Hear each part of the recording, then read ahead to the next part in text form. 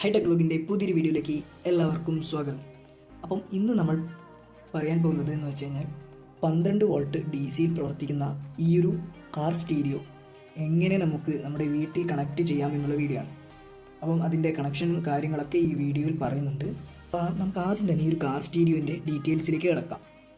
അപ്പം ഇതൊരു പഴയ കാർ സ്റ്റീരിയോ ആയതുകൊണ്ട് തന്നെ ഇതിൽ ബ്ലൂടൂത്ത് കണക്ഷനോ ആക്സ് കണക്ഷനോ അങ്ങനത്തെ കാര്യങ്ങളൊന്നുമില്ല. നമുക്ക് ഫ്രണ്ടിലായിട്ട് വോളിയം കൺട്രോളർ നോബൊന്നുമില്ല. ഇതെല്ലാം സ്വിച്ചിലാണ് വർക്ക് ചെയ്യുന്നത്. ഇവിടെ തന്നെ കണ്ടാൽ CD ഇടുന്നൊരു സെറ്റപ്പും FM മാത്രമാണ് ഈ ഒരു കാർ സ്റ്റീരിയോയിൽ നിലവിലുള്ളത്. അപ്പോൾ ഈ ഒരു കാർ സ്റ്റീരിയോയിലേക്ക് നമുക്ക് ബ്ലൂടൂത്ത് പാനൽ കണക്ട് ചെയ്യുന്ന കണക്ഷൻസും അതുപോലെ തന്നെ ഇതിലേക്ക് പവർ സപ്ലൈ കൊടുക്കേണ്ട 12 വോൾട്ട് കണക്ഷനുമാണ് ഈ ഒരു വീഡിയോയിൽ പറയുന്നത്. നമുക്ക് ഇതിൻ്റെ ബാക്ക് സൈഡിലോട്ട് പോകാം. അവിടെയാണ് കണക്ഷൻസും കാര്യങ്ങളും കൊടുക്കുന്നത്. അപ്പോൾ നമുക്ക് 240 വോൾട്ട് AC 12 വോൾട്ട് DC യിലേക്ക് കൺവേർട്ട് ചെയ്യുന്ന ഒരു SMPS ആണ് ഇവിടെ കൊടുത്തിട്ടുള്ളത്.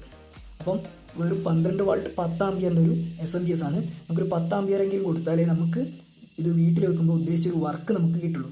അപ്പോൾ നമുക്ക് ഇതിൻ്റെ കണക്ഷൻസും കാര്യങ്ങളിലേക്കും പോകാം. AC 240 വോൾട്ട് ഇൻപുട്ടും 12 വോൾട്ട് DC ഔട്ട്പുട്ടും 2 സെക്ഷനായിട്ടാണ് കൊടുത്തിരിക്കുന്നത്.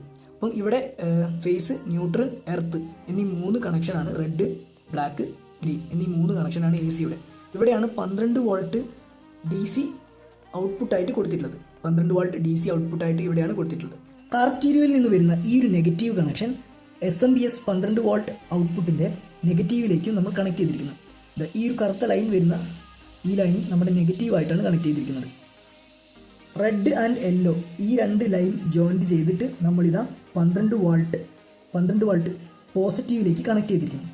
നമ്മുടെ ഈ സ്റ്റീരിയോയിൽ ബ്ലൂടൂത്ത് USB കണക്ഷൻ ഇല്ലാത്തത് കൊണ്ട് തന്നെ നമ്മൾ ബ്ലൂടൂത്ത് USB പാനലാണ് യൂസ് ചെയ്തിരിക്കുന്നത്. ഈ ഒരു ലൈനാണ് നമ്മളെ ബ്ലൂടൂത്ത് USB പാനലിൽ നിന്നും വരുന്ന ലൈൻ എടുത്ത് ഇൻപുട്ട് കൊടുത്തിട്ടുള്ളത്.